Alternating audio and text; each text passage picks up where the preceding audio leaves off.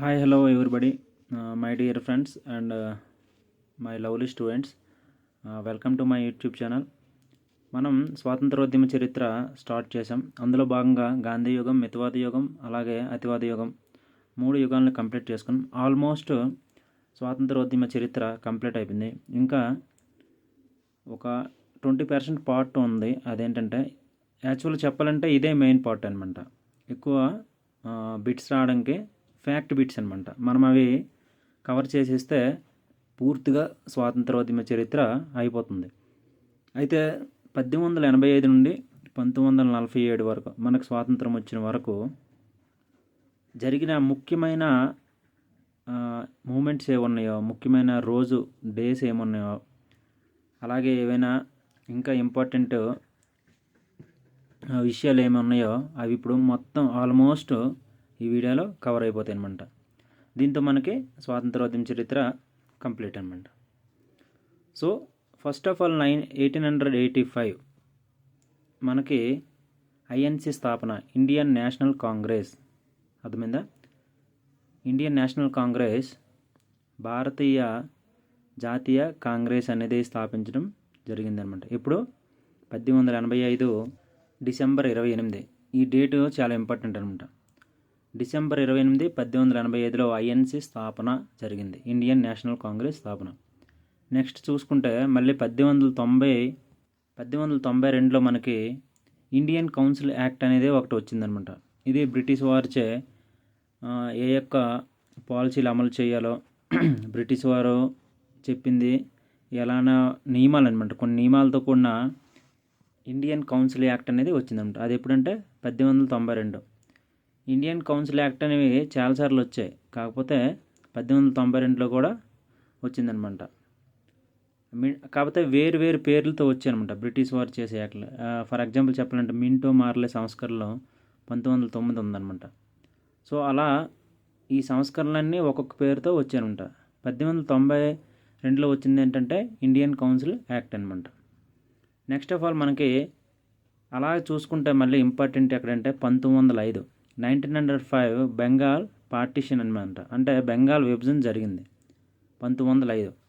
అదే 1905లో ఇంపార్టెంట్ అంటే స్వదేశీ ఉద్యమం జరిగింది, వందే మాతరం మూమెంట్ జరిగిందనమాట. అయితే ఇక్కడ చిన్న ఇంపార్టెంట్ బిట్ మళ్ళీ వస్తుంది. బెంగాల్ విభజన ఎవరి గవర్నర్ జనరల్ ఆధ్వర్యంలో జరిగిందంటే లార్డ్ కర్జన్. అర్థమైందా? ఇది కూడా మీరు వినే ఉంటారు, చాలా ఇంపార్టెంట్ అనమాట. బెంగాల్ విభజన లార్డ్ కర్జన్ చేసాడనమాట. నెక్స్ట్ అలాగే అతివాదులుగా కూడా 1905లోనే ఏర్పడ్డారనమాట. ఎక్స్మిలిటేట్స్ అనమాట. అతివాదులు కూడా 1905లో ఏర్పడ్డారు. కానీ సెపరేట్ అయింది ఎప్పుడంటే పూర్తిగా 1907లో అనమాట. సెపరేట్ అయిపోయి అంటే భారతీయ జాతీయ కాంగ్రెస్ నుండి వాళ్ళని ఎక్స్మిలేటర్స్ని, అతివాదుల్ని తొలగించారనమాట. సో పూర్తిగా సెపరేట్ అయింది 1907లో అనమాట. నెక్స్ట్ 1906లో ఇంకొకటి ఇంపార్టెంట్ బిట్ ఏంటంటే ఆల్ ఇండియా ముస్లిం లీగ్ జరిగిందనమాట. ఇప్పుడు 1906. మనం నెక్స్ట్ చూసుకుంటే 1906 తర్వాత 1907లో ఐఎన్సీ నుండి అతివాదులు విడిపోయారనమాట. అలా మనం నెక్స్ట్ చూసుకుంటే 1908లో మనకి బాలగంగాధర తిలక్ని అరెస్ట్ చేశారనమాట. అర్థమైందా? బాలగంగాధర తిలక్ని 1908లో ఈ యొక్క అతివాదుల యొక్క ఉద్యమంలో భాగంగా 1908లో బాలగంగాధర తిలక్ని అలా అరెస్ట్ చేశారనమాట. అయితే ఈ బాలగంగాధర తిలక్ని ఏ జైల్లో పెట్టారంటే మాండ్లే జైలు అనమాట. అంటే మాండ్లే జైల్లో పెట్టారు. నెక్స్ట్ 1909 అనమాట. 1909 మింటో మార్లే సంస్కరణలు వచ్చాయన్నమాట. ఇది కూడా ఒక భారతీయ బ్రిటిష్ వారి రీఫార్మ్స్ అనమాట. వాళ్ళు కొన్ని ఇందులో చట్టాలు తీసుకొచ్చి ముస్లిమ్స్కి వేరేగా ఉండడం అలాంటివి అనమాట. మింటో మార్లే సంస్కరణలు అనమాట 1909. నెక్స్ట్ 1911 అనమాట. ఢిల్లీ దర్బార్, మొదటి ఢిల్లీ దర్బార్ అయిందనమాట. కింగ్ జార్జ్ II ఆధ్వర్యంలో ఢిల్లీ దర్బార్ అయింది. ఇది చాలా ఇంపార్టెంట్. 1911. అలాగే బెంగాల్ విభజన చేశారు కదా 1905లో, మళ్ళీ దాన్ని క్యాన్సిల్ చేస్తారనమాట. మళ్ళీ బెంగాల్ని కలిపేశారనమాట. ఇప్పుడు అదే ఢిల్లీ దర్బార్లో 1911లో బెంగాల్ సెపరేట్ అయింది. 1905లో మళ్ళీ కలిపింది 1911లో. ఎందుకు? ఎక్కువగా మూమెంట్స్ వచ్చాయి కాబట్టి మళ్ళీ ఆ ప్రెజర్ తట్టుకోలేక 1911లో మళ్ళీ బెంగాల్ని కలిపేశారనమాట. నెక్స్ట్ ఇదే 1911లో మన యొక్క రాజధాని బొంబాయి నుంచి అర్థమైందా, మనకప్పుడు బ్రిటిష్ వారి ఆధ్వర్యంలో కలకత్తా ఉండేది రాజధాని, అది మళ్ళీ ఢిల్లీకి షిఫ్ట్ చేశారనమాట. అర్థమైందా? ఈ 3 ఇంపార్టెంట్ అనమాట. 1911లో ఏం జరిగింది? ఢిల్లీ దర్బార్ అయింది. ఎవరి ఆధ్వర్యంలో? కింగ్ జార్జ్ II ఆధ్వర్యంలో ఢిల్లీ దర్బార్ అయింది. నెక్స్ట్ బెంగాల్ పార్టిషన్ని కలిపేశారనమాట. బెంగాల్ విభజనని క్యాన్సిల్ చేశారు, రద్దు చేశారు. అలాగే కలకత్తా నుండి ఢిల్లీకి క్యాపిటల్ అనేది షిఫ్ట్ చేశారనమాట. అప్పటి నుంచి మన ఇండియన్ యొక్క క్యాపిటల్ ఢిల్లీగానే ఉంది. ఇది చాలా చాలా ఇంపార్టెంట్ అనమాట. నెక్స్ట్ 1912లో ఢిల్లీ దర్బార్లో ఈ క్యాపిటల్ చేంజ్ చేయాలని ఇష్యూ వచ్చింది. అది 1912లో క్యాపిటల్ అనేది చేంజ్ అయిపోయింది అనమాట. కలకత్తా నుండి ఢిల్లీ. అర్థమైందా? ఇక్కడ కొంచెం చేంజ్ అనమాట. నెక్స్ట్ 1915లో మనకి ఇంపార్టెంట్ ఏంటంటే గాంధీ గారు తిరిగి వచ్చారనమాట. జనవరి 9, 1915. ఆ జనవరి 9న మనం భారతీయ ప్రవాస దినోత్సవంగా జరుపుకుంటాం 1915. నెక్స్ట్ 1916 సబర్మతి ఆశ్రమాన్ని ఏర్పాటు చేస్తాడు గాంధీ. నెక్స్ట్ 1917 భారతదేశంలో మొట్టమొదటి గాంధీజీ సత్యాగ్రహం నిర్వహిస్తాడు. దాని పేరు చంపారన్ సత్యాగ్రహం అనమాట, చంపారన్ మూమెంట్. నెక్స్ట్ 1918 మళ్ళీ గాంధీజీయే ఖేడా ఉద్యమం, అలాగే అహ్మదాబాద్ మిల్లు స్ట్రైక్ ఉద్యమాన్ని చేస్తారనమాట. ఇవి 2-3 సత్యాగ్రహాలు అనమాట. ఖేడా ఉద్యమం, అలాగే అహ్మదాబాద్ మిల్లు ఉద్యమం అనమాట. నెక్స్ట్ మనం 1916లో సబర్మతి ఆశ్రమం ఏర్పాటు చేస్తారని చెప్పుకున్నాం కదా. అదే 1916లో మనకి హోమ్ రూల్ లీగ్ కూడా అనిబిసెంట్ గారు స్టార్ట్ చేస్తారనమాట. ఎవరు? అనిబిసెంట్. 1916 హోమ్ రూల్ లీగ్ ఉద్యమం.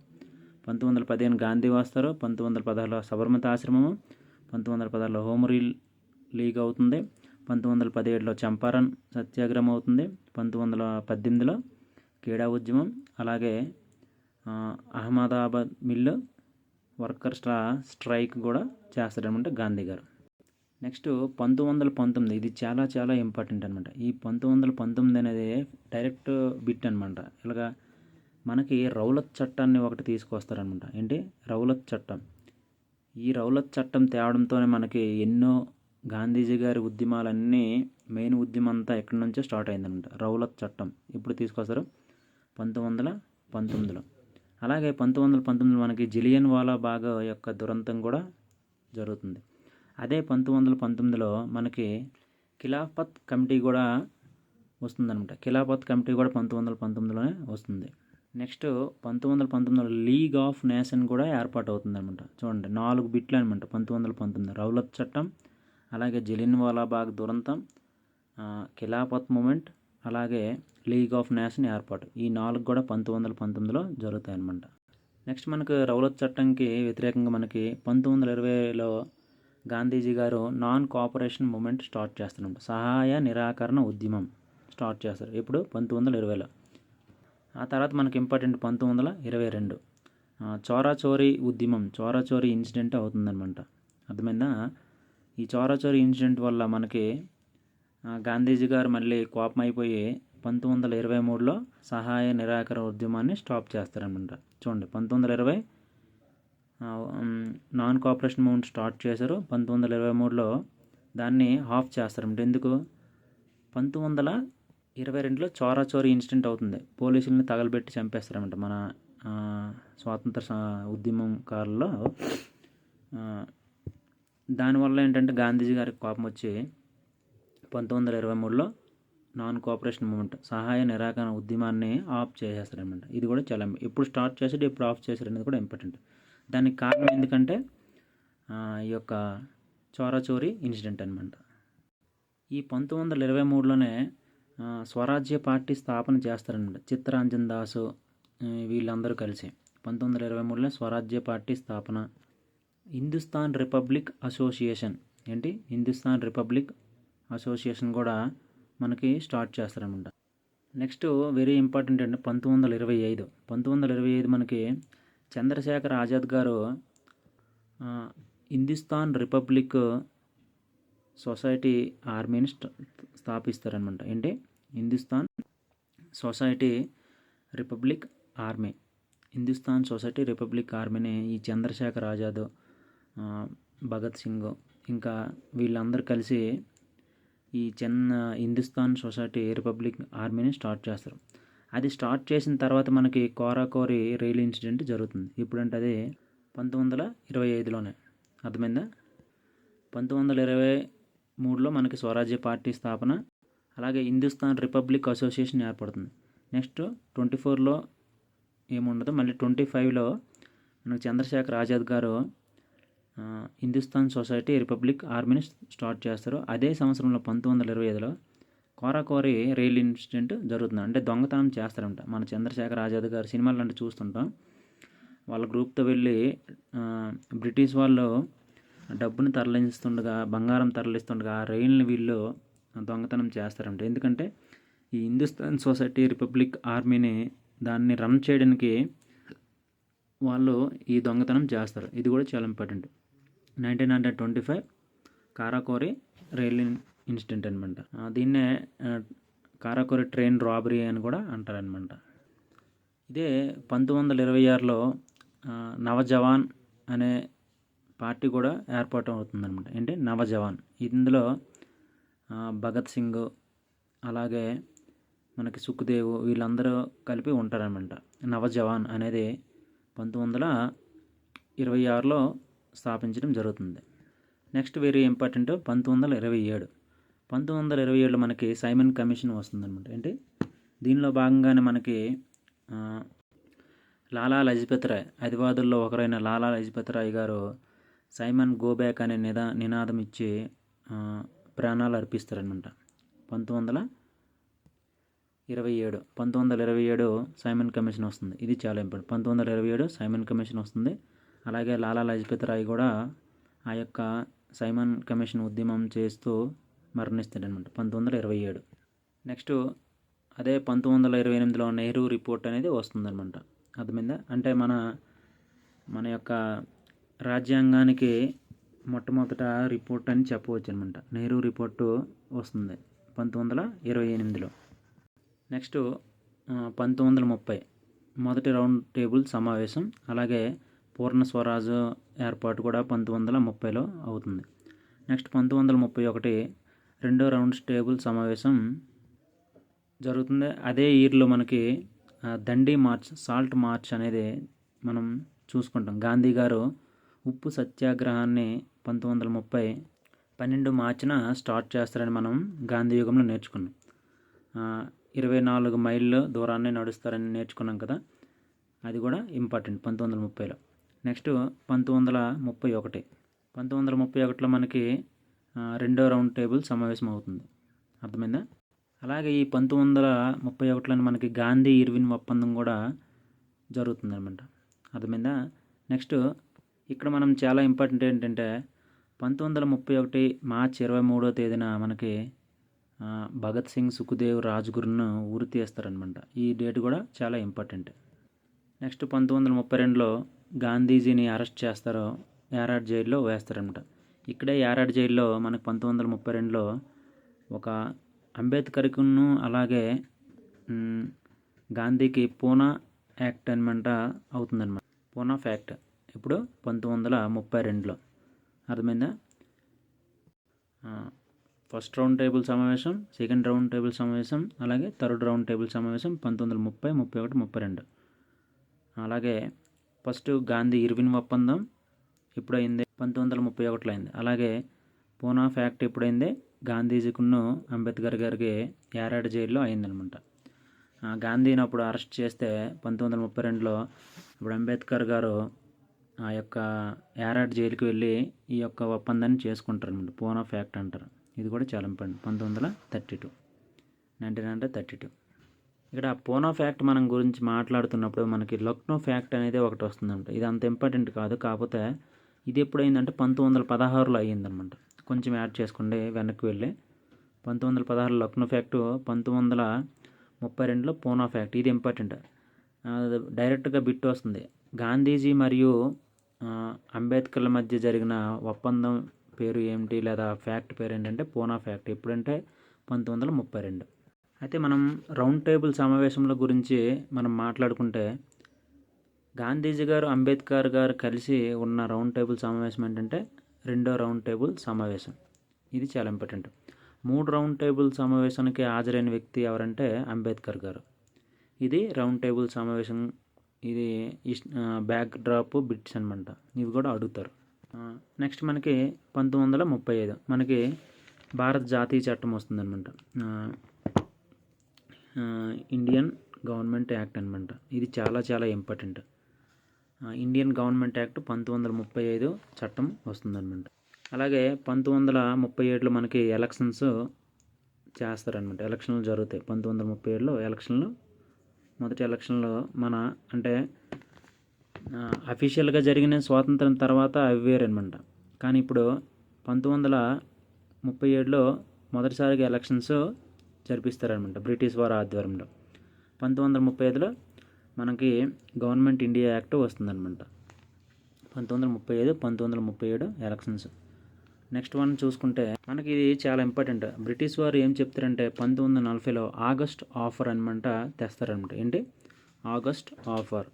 ఈ ఆగస్ట్ ఆఫర్ ఎప్పుడు వచ్చిందంటే 1940లో తెస్తారు. ఈ ఆగస్ట్ ఆఫర్కి వాళ్ళు చెప్పిన తర్వాత వాళ్ళు ఫాలో అవ్వరనమాట.